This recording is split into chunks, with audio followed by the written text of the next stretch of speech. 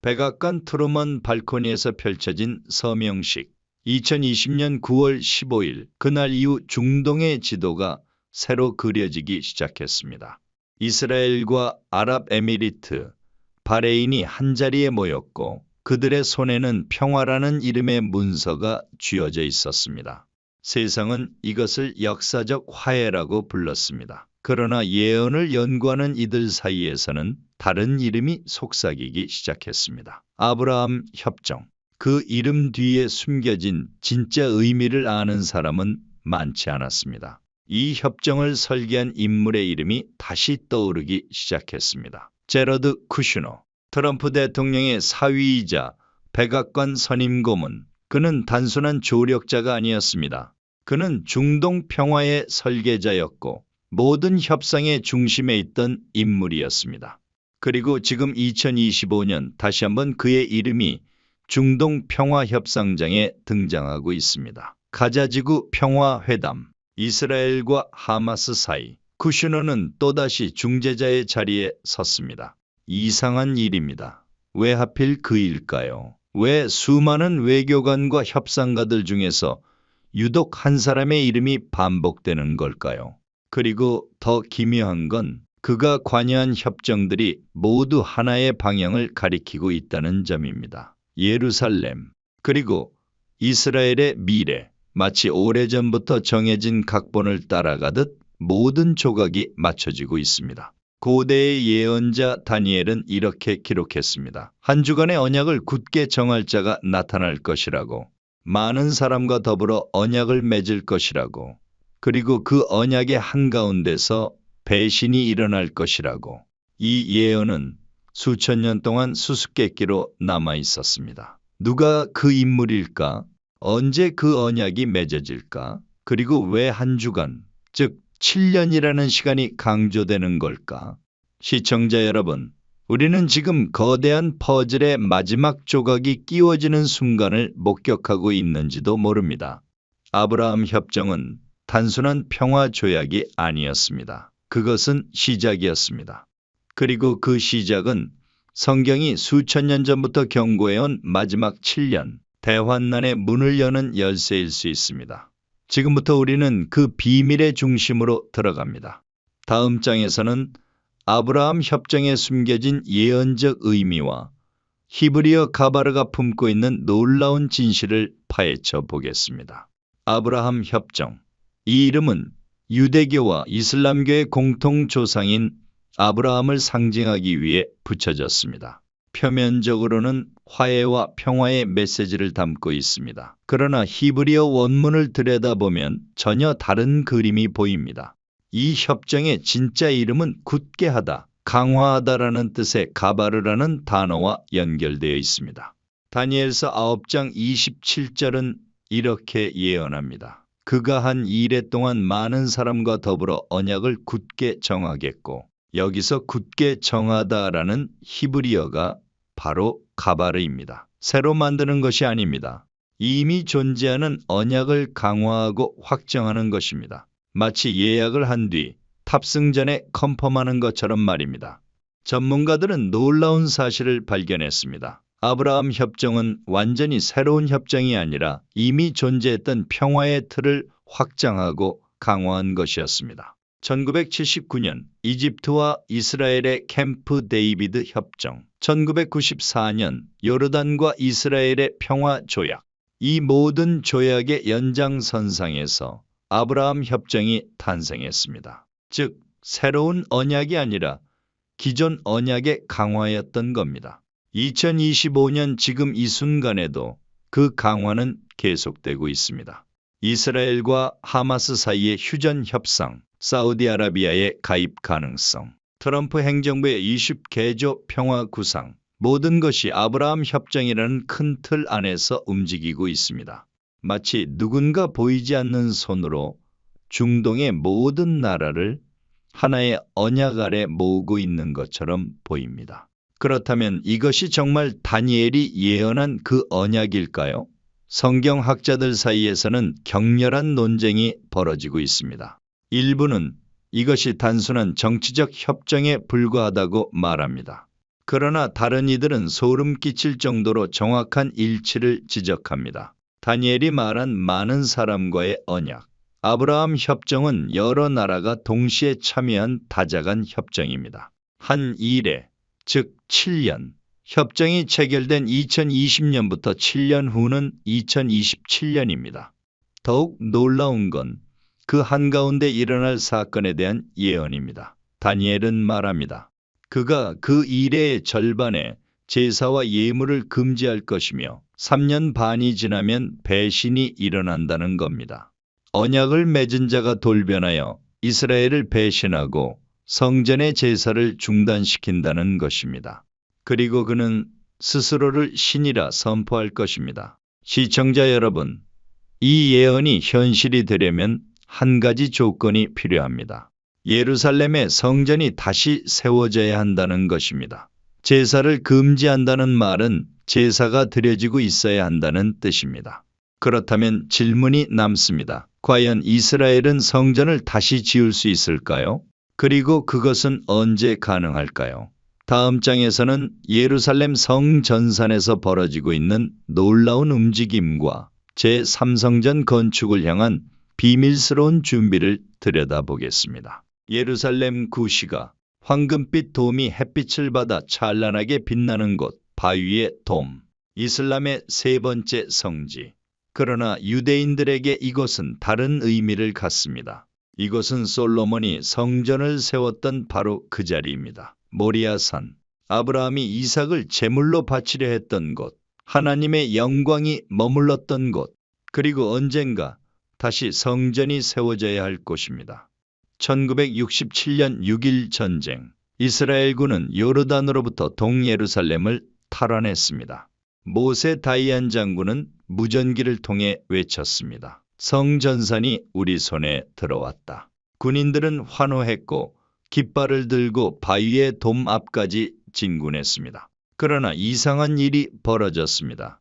이스라엘 정부는 성전산의 관리권을 다시 이슬람 와크프에게 넘겼습니다. 유대인들은 성전산에 올라갈 수는 있지만 그곳에서 기도할 수는 없게 되었습니다. 왜 그랬을까요? 정치적 이유였습니다. 만약 이스라엘이 이슬람 사원을 허물고 성전을 짓는다면 전 세계 무슬림들이 들고 일어날 것이기 때문입니다. 중동의 평화는 산산조각 날 것입니다. 그래서 이스라엘은 기다렸습니다. 때가 오기를 기다렸습니다. 그러나 보이지 않는 곳에서는 준비가 진행되고 있었습니다. 템플 인스티튜트라는 단체, 이들은 성전 재건을 위한 모든 것을 준비하고 있습니다. 성전의 설계도는 이미 완성되었습니다. 제사장들이 입을 의복도 만들어졌습니다.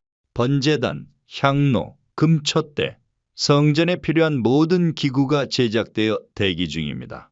심지어 제사장 후보생들도 교육받고 있습니다. 레위 지파 후손들 중에서 선발된 젊은이들이 제사법을 배우고 있습니다. 가장 놀라운 건 붉은 암송아지입니다. 민수기 19장에 따르면 성전 정화를 위해서는 흠없는 붉은 암송아지가 필요합니다. 수천 년 동안 이런 암송아지는 발견되지 않았습니다. 그러나 2018년 이스라엘에서 완전히 붉은 암송아지가 태어났습니다. 템플 인스티튜트는 이것을 성전 재건의 신호로 해석했습니다. 하나님께서 때가 되었다는 표시를 보내신 것이라고 말입니다. 이제 남은 건 단 하나입니다. 정치적 허락. 누가 이스라엘에게 성전을 지을 수 있도록 길을 열어줄 것인가? 누가 이슬람 세계와 이스라엘 사이에서 중재자 역할을 할 것인가? 여기서 다시 한번 아브라함 협정이 등장합니다. 전문가들은 말합니다. 만약 사우디아라비아가 협정에 가입한다면 게임의 룰이 바뀔 것이라고. 사우디는 이슬람의 종주국입니다. 메카와 메디나를 관리하는 나라입니다. 만약 사우디가 이스라엘과 평화협정을 맺는다면 그 대가로 무엇을 요구할까요? 일부 분석가들은 충격적인 시나리오를 제시합니다. 사우디가 협정의 조건으로 성전 건축을 허용할 수 있다는 것입니다. 물론 바위의 돔을 허무는 것은 아닙니다. 그러나 성전산 북쪽 구역이나 다른 위치에 성전을 지을 수 있도록 허락할 수 있다는 겁니다. 이것은 미친 소리처럼 들립니다. 그러나 불가능한 일일까요? 불과 5년 전만 해도 아랍에미리트와 이스라엘의 평화협정은 불가능해 보였습니다. 그런데 그것은 현실이 되었습니다. 2025년 지금 이 순간에도 협상은 진행 중입니다. 제러드 쿠슈너가 다시 중동으로 날아갔습니다. 그는 무엇을 협상하고 있을까요? 단순히 가자지구 휴전일까요? 아니면 그보다 더 큰 그림을 그리고 있는 걸까요?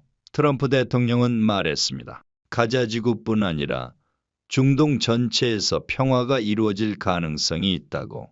중동 전체의 평화, 그 평화의 중심에는 무엇이 있을까요? 시청자 여러분, 예언은 단계적으로 성취됩니다. 언약이 맺어지고 성전이 세워지고 제사가 시작되고 그리고 배신이 일어납니다. 우리는 지금 그 첫 번째 단계를 목격하고 있는지도 모릅니다. 다음 장에서는 다니엘이 예언한 한 인물, 적그리스도의 7가지 특징과 그가 누구일 수 있는지에 대한 놀라운 단서들을 살펴보겠습니다. 다니엘은 한 인물에 대해 예언했습니다. 작은 뿔, 네 번째 짐승에서 나온 10개의 뿔 중 하나. 그러나 그는 작지 않았습니다. 그는 다른 모든 뿔보다 커질 것이었습니다. 그는 사람의 눈을 가지고 있었고 교만한 입을 가졌습니다.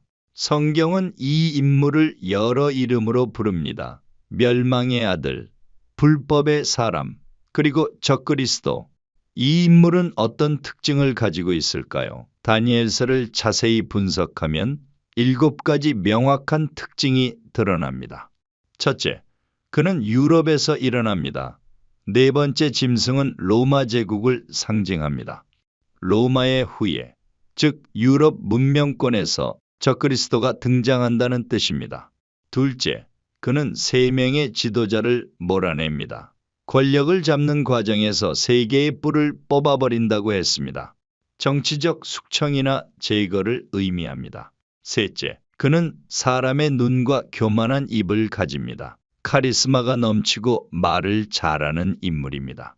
사람들은 그의 말에 매료됩니다. 신성모독적인 말을 하지만 사람들은 그것을 지혜라고 착각합니다. 넷째, 그는 평화로 속입니다. 전쟁으로 권력을 잡는 것이 아니라 외교와 조약으로 세력을 확장합니다. 다니엘서는 말합니다. 평안한 때를 타서 나라를 얻는다고. 다섯째, 그는 성도들을 박해합니다. 처음에는 교묘하게 시작됩니다. 검열, 차별법, 제한 조치. 그러다가 점점 노골적인 핍박으로 변합니다. 여섯째, 그는 때와 법을 바꾸려 합니다. 하나님의 절기를 변경하고 도덕률을 뒤집으려 시도합니다. 선을 악이라 하고 악을 선이라 합니다. 일곱째, 그는 3년 반 동안 통치합니다. 한때, 두때, 반때. 대환란의 후반부 3년 반 동안 그의 권세가 절정에 달합니다. 이 7가지 특징을 모두 만족하는 인물이 있을까요? 역사를 통틀어 많은 이들이 후보로 지목되었습니다. 네로 황제, 나폴레옹, 히틀러, 스탈린. 그러나 그 누구도 완벽하게 들어맞지 않았습니다. 왜냐하면 그들은 적그리스도가 아니라 적그리스도의 영을 가진 인물들이었기 때문입니다. 진짜 적그리스도는 마지막 때에 나타납니다. 그렇다면 지금 우리는 누구를 주목해야 할까요? 일부 예언 연구자들은 놀라운 가능성을 제시합니다. 제러드 쿠슈너, 트럼프의 사위이자 아브라함 협정의 설계자. 그는 유럽계 유대인입니다. 정확히는 독일계 유대인 가문 출신입니다. 첫 번째 특징에 부합합니다. 그는 평화협정으로 중동의 판도를 바꾸고 있습니다. 네 번째 특징입니다. 그러나 조심해야 합니다. 쿠슈너가 적그리스도라고 단정할 수는 없습니다. 그는 단지 여러 가능성 중 하나일 뿐입니다. 중요한 건 그의 정체가 아니라 그가 만들고 있는 구조입니다.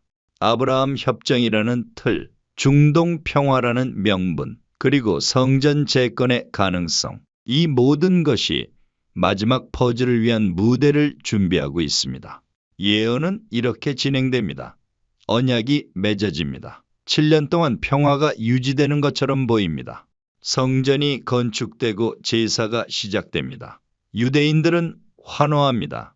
드디어 메시아 시대가 온 것이라고 믿습니다. 그러나 3년 반이 지나면 모든 것이 변합니다. 언약을 주도했던 자가 배신합니다. 그는 성전으로 들어가 제사를 중단시킵니다. 그리고 자신을 신이라 선포합니다.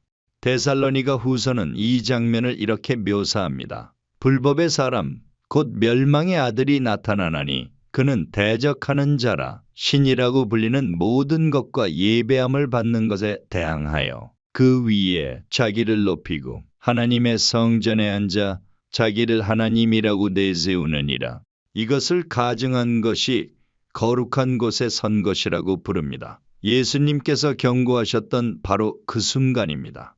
시청자 여러분, 우리는 지금 무엇을 봐야 할까요? 특정 인물을 지목하는 것이 중요한 게 아닙니다. 구조를 봐야 합니다. 흐름을 봐야 합니다. 언약이 맺어지고 있습니까?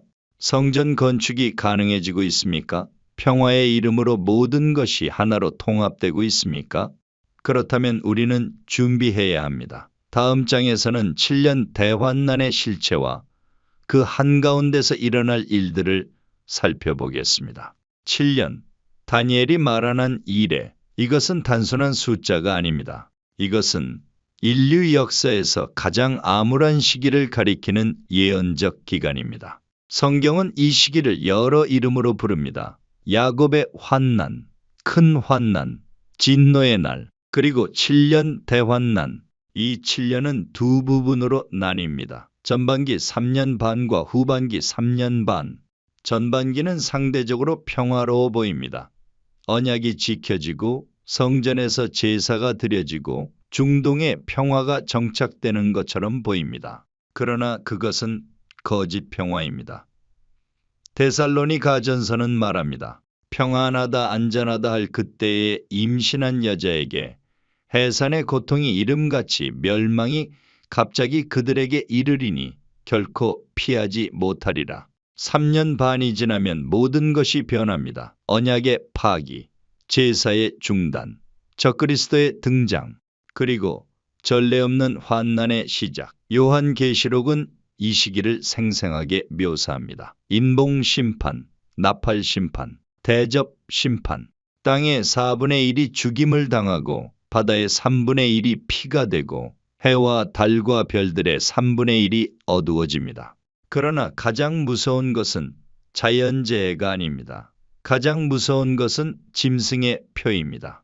요한계시록 13장은 경고합니다. 그가 모든 자, 곧 작은 자나 큰 자나 부자나 가난한 자나 자유인이나 종들에게 그 오른손에나 이마에 표를 받게 하고 누구든지 이 표를 가진 자 외에는 매매를 못하게 하니 660년. 이것을 받는 자는 짐승에게 경배한 것이며 하나님의 진노를 받게 됩니다. 많은 사람이 묻습니다. 짐승의 표가 무엇일까요? 생체 칩일까요? 디지털 화폐일까요? 구체적인 형태는 알 수 없습니다. 그러나 분명한 것은 그것이 단순한 경제 시스템이 아니라는 점입니다. 그것은 예배의 문제입니다. 누구에게 경배할 것인가? 하나님인가? 짐승인가? 그 선택을 강요받는 순간이 옵니다. 그렇다면 성도들은 어떻게 될까요? 일부는 휴거로 들려 올라간다고 믿습니다. 대환난 이전에 교회가 공중으로 들려 올라가 환난을 피한다는 것입니다. 데살로니가전서 4장이 이것을 뒷받침합니다. 주께서 호령과 천사장의 소리와 하나님의 나팔 소리로 친히 하늘로부터 강림하시리니 그리스도 안에서 죽은 자들이 먼저 일어나고 그 후에 우리 살아남은 자들도 그들과 함께 구름 속으로 끌어올려 공중에서 주를 만나게 하시리니. 그러나 다른 해석도 있습니다. 휴거가 환난 중간에 일어난다는 견해 또는 환난 후에 일어난다는 견해. 확실한 건 아무도 모른다는 것입니다. 중요한 건 때를 맞추는 것이 아니라 준비하는 것입니다. 언제 그날이 와도 깨어 있어야 합니다. 7년이 끝나면 무슨 일이 일어날까요? 예수 그리스도의 재림. 요한계시록 19장은 그 장면을 이렇게 묘사합니다. 또 내가 하늘이 열린 것을 보니 보라, 백마와 그것을 탄 자가 있으니 그 이름은 충성과 진실이라. 그가 공의로 심판하며 싸우더라. 왕의 왕, 주의 주께서 오십니다. 그분은 적그리스도와 거짓 선지자를 산 채로 유황불 못에 던지십니다. 그리고 천년 왕국이 시작됩니다. 시청자 여러분, 이 모든 예언이 허황된 이야기처럼 들릴 수 있습니다. 그러나 생각해 보십시오. 불과 100년 전만 해도 이스라엘 건국은 불가능해 보였습니다. 그런데 1948년 그것은 현실이 되었습니다. 아랍 국가와 이스라엘의 평화는 상상할 수 없었습니다. 그런데 아브라함 협정이 체결되었습니다. 불가능해 보이던 것들이 하나씩 현실이 되고 있습니다. 다음 장에서는 우리가 지금 무엇을 준비해야 하는지, 그리고 이 모든 예언의 진짜 의미가 무엇인지 살펴보겠습니다. 예언은 공포를 주기 위한 것이 아닙니다. 예언은 준비하게 하기 위한 것입니다. 다니엘이 환상을 보고 두려워했을 때 천사는 말했습니다. 두려워하지 말라. 네가 이해하려고 마음을 기울인 첫날부터 네 말이 들린 바 되었느니라. 하나님은 당신의 백성이 무지 가운데 있기를 원하지 않으십니다. 그래서 미리 알려주시는 것입니다. 그렇다면 우리는 무엇을 해야 할까요? 첫째, 깨어 있어야 합니다. 예수님은 반복해서 강조하셨습니다. 깨어 있으라. 그 날과 그때는 아무도 모르나니. 깨어 있다는 것은 무슨 뜻일까요? 세상의 흐름을 분별하는 것입니다.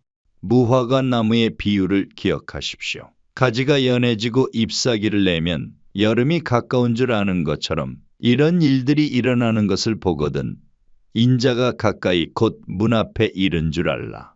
둘째, 영적으로 준비해야 합니다. 열 처녀의 비유를 기억하십시오.